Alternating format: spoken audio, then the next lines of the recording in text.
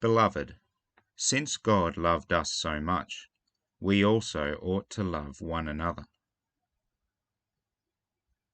We can imagine John as a gemsmith working on his jewel called God's love.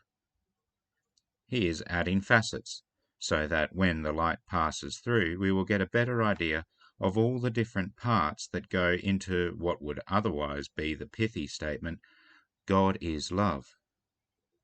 This morning he is polishing the edge called truth. One of the biggest attacks on church doctrine during John's time was the accusation that Jesus of Nazareth was not really God in the flesh. There is a fancy name for the cult philosophy that grew out of this belief back then, but we must be on our guard because there are still people today who claim to follow Jesus as long as Jesus was just a human.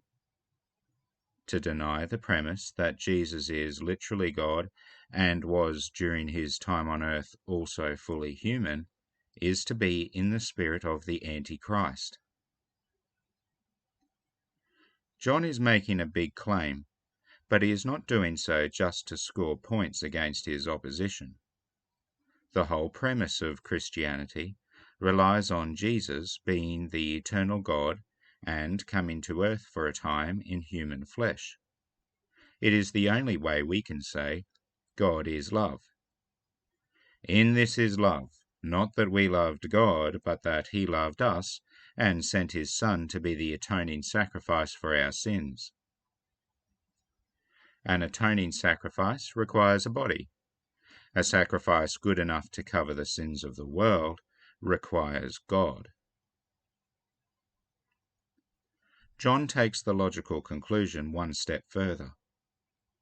Beloved, since God loved us so much, we also ought to love one another. Dear Christian, our God came and bore our sins so that we could be with God forever in perfect love. This precious name is Jesus. If you want to know what to do next, it is very simple. Begin to love God back and share God's love with one another.